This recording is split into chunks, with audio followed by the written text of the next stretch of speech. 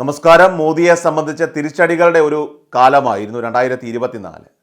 കാരണം കേവല ഭൂരിപക്ഷം പോലും ഇല്ലാതെ മോദി വീണതും പ്രതിപക്ഷ ശബ്ദത്തിന് കൂടുതൽ ശക്തി പകരാനായിട്ട് രാഹുലിനൊപ്പം പ്രിയങ്ക ഗാന്ധി കൂടി പാർലമെന്ററി രാഷ്ട്രീയത്തിൽ വിജയിച്ച് വന്നതും ഉൾപ്പെടെ രാജ്യത്ത് വളരെ നിർണായകമായിട്ടുള്ള വന്ന ഒരു വർഷമായിരുന്നു 2024 എന്ന് പറയുന്നത്. അതുകൊണ്ട് തന്നെ 2024 നരേന്ദ്രമോദിയെ സംബന്ധിച്ചിടത്തോളം ഏറ്റവും വലിയ തിരിച്ചടികളുടെ ഒരു വർഷമായിരുന്നു എന്നതാണ് സത്യം. ഇപ്പോൾ ഘടകകക്ഷികളുടെ പിന്തുണയോടുകൂടി തൂങ്ങിയാടുന്ന ഭരണത്തിൽ രാജ്യം മുന്നോട്ട് പോകുന്നെങ്കിലും ഭരണം നടക്കുന്നുണ്ടെങ്കിലും താങ്കൾ ഈ ഭരണത്തിന് യോഗ്യനല്ല എന്ന് രാജ്യത്തെ ഭൂരിഭാഗം ജനങ്ങളും വിധി എഴുതി പറഞ്ഞിരിക്കുന്ന ഒരു തെരഞ്ഞെടുപ്പാണ് കടന്നുപോയത്. നരേന്ദ്രമോദിയുടെ നേതൃത്വത്തിലുള്ള ഹിന്ദുത്വ രാഷ്ട്രീയത്തിന് തടയിട്ട ഒരു പൊതു തെരഞ്ഞെടുപ്പ് തന്നെയായിരുന്നു 2024 നടന്നത്. ഏപ്രിൽ 19 മുതൽ ജൂൺ 1 വരെ നടന്ന തെരഞ്ഞെടുപ്പിൽ 2014 19 തേരോട്ടം തുടരുമെന്ന കണക്കുകൂട്ടൽ, ഭരണഘടനാ ഭേദഗതി എന്ന സ്വപ്നം, അതെല്ലാം തന്നെ കായ്ക്ക് മുൻപേ കരിഞ്ഞുപോയ അവസ്ഥയാണ് കഴിഞ്ഞ ദിവസം നമ്മൾ കണ്ടത്.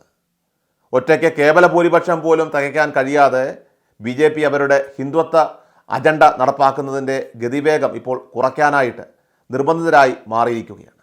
അതുമാത്രമല്ല, ആ സ്വപ്നം തന്നെ ഇപ്പോൾ ഉപേക്ഷിച്ചിരിക്കുന്ന ഒരു മട്ടിലാണ് എന്നതാണ് സത്യം. കാരണം തങ്ങളെ താങ്ങി നിർത്തുന്നത് മുസ്ലിങ്ങളുടെ വോട്ട് കൂടി കാംക്ഷിക്കുന്ന TDPയും അതോടൊപ്പം തന്നെ JDUവുമാണെന്ന യാഥാർത്ഥ്യം അതിപ്പോൾ അംഗീകരിക്കേണ്ട ഒരു നിസ്സഹായ അവസ്ഥയിലാണ് BJPയും നരേന്ദ്രമോദിയും. ദേശീയ രാഷ്ട്രീയത്തിൽ ചന്ദ്രബാബു നായിഡുവും നിതീഷ് കുമാറും വീണ്ടും ശ്രദ്ധാകേന്ദ്രങ്ങളാകുമ്പോൾ ശരിക്കും അക്ഷരാർത്ഥത്തിൽ BJPയാണ് അവിടെ വടി പിടിച്ചിരിക്കുന്നത്.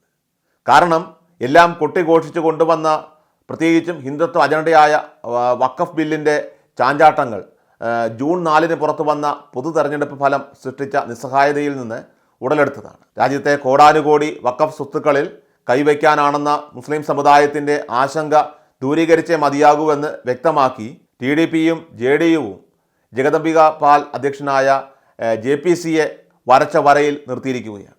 രാജ്യത്തിൻ്റെ ഫെഡറൽ സംവിധാനം അവസാനിപ്പിച്ച് രാഷ്ട്രപതി ഭരണത്തിലേക്കുള്ള ഒരു പരിവർത്തനത്തിന് മെനഞ്ഞെടുത്ത ഒരു രാജ്യം ഒരു തെരഞ്ഞെടുപ്പ് അജണ്ട നടപ്പാക്കാനും ഇപ്പോൾ BJPയെ സംബന്ധിച്ച് സാധിക്കാതെ ഇരിക്കുന്നത് തന്നെ തങ്ങൾ സ്വപ്നം കണ്ട ആ 400 സീറ്റ് അത് കടക്കാൻ കഴിയാത്തത് കൊണ്ടാണ് എന്നതാണ് സത്യം.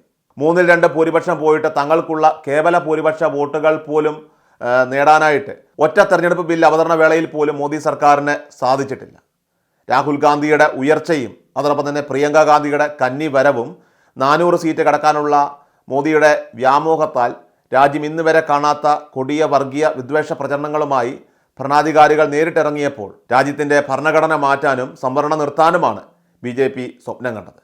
അത് രാഹുൽ ഗാന്ധിയുടെ നേതൃത്വത്തിലുള്ള ഇന്ത്യ സഖ്യം തെരഞ്ഞെടുപ്പിൻ്റെ അജണ്ട നിശ്ചയിച്ചതാണ് BJPയുടെ കണക്കുകൂട്ടലുകളെല്ലാം തന്നെ തെറ്റിച്ചത്. അതുവരെ കോൺഗ്രസിനെ കുറ്റം പറഞ്ഞ ഭൂരിപക്ഷ ന്യൂനപക്ഷ വർഗീയതയുടെ ആളുകളെല്ലാം തന്നെ രാഹുൽ ഗാന്ധിയുടെ കാല് പിടിക്കുന്ന ഒരു കാഴ്ചയാണ് പിന്നെ ഈ രാജ്യം സാക്ഷ്യം വഹിച്ചത്. ഗോപാൽ ശങ്കർ നാരായണൻ എന്ന സുപ്രീം കോടതിയുടെ അഭിഭാഷകൻ ചുവന്ന ചട്ടയുള്ള കൈപ്പുസ്തകമാക്കി പുറത്തിറക്കിയ ഇന്ത്യൻ ഭരണഘടനയെ ജനങ്ങൾക്ക് വിതരണം ചെയ്തുകൊണ്ടായിരുന്നു രാഹുൽ ഗാന്ധിയും ഇന്ത്യ സഖ്യവും തങ്ങളുടെ പ്രചരണം നടത്തിയത് തന്നെ. അതാണ് ഈ രാജ്യത്ത് ഇന്ത്യ സഖ്യം വിജയം കണ്ടത്. അങ്ങനെ ദേശീയ രാഷ്ട്രീയത്തിൽ മേലോട്ടുയർന്ന രാഹുൽ ഗാന്ധിയുടെ ഗ്രാഫ് അത് ഹരിയാനയിലും മഹാരാഷ്ട്രയിലുമൊക്കെ ഉണ്ടായ ആ തെരഞ്ഞെടുപ്പിൽ അല്പം താഴ്ന്നെങ്കിൽ പോലും രാഹുൽ ഗാന്ധിയോടൊപ്പം പ്രിയങ്ക ഗാന്ധി കൂടി ഇപ്പോൾ പാർലമെന്റിലേക്ക് എത്തിയതോടുകൂടി കോൺഗ്രസിന് അത് വലിയൊരു നേട്ടമായി തന്നെ മാറിയിരിക്കുകയാണ്. അംബേദ്കർ പരാമർശത്തിൽ അമിത്ഷായ്ക്ക് പിണഞ്ഞ അമളിയും അമിത്ഷാ ഈ രാജ്യത്തോട് മാപ്പ് പറയേണ്ട ഒരു അവസ്ഥയും ഇപ്പോൾ വന്നിരിക്കുന്നത് ശരിക്കും BJPയെ സംബന്ധിച്ചൊരു തിരിച്ചടി തന്നെയാണ്. ഇന്ത്യയെ ഒരുമിച്ച് നിർത്തി അമിത്ഷായെ പൂർണ്ണമായും പ്രതിരോധത്തിലാക്കിയ നീക്കത്തിലൂടെ രാഹുൽ ഗാന്ധിയുടെ രാഷ്ട്രീയ ഗ്രാഫ് ഇപ്പോൾ ഒരുപാട് മുകളിലോട്ട് ഉയർന്നിരിക്കുന്ന സാഹചര്യമാണ്. അതേസമയം ഗാന്ധി കുടുംബത്തിന് കോൺഗ്രസ് പാർട്ടിയിലുള്ള ആധിപത്യം അരക്കെട്ടുറപ്പിച്ചുകൊണ്ടാണ് പ്രിയങ്ക ഗാന്ധിയുടെ പാർലമെന്ററി പ്രവേശനം.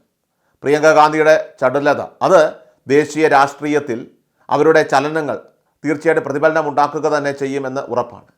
2025 അതിൻ്റെ തുടർച്ച നമ്മളിനി കാണാനിരിക്കുന്നതേ ഉള്ളൂ.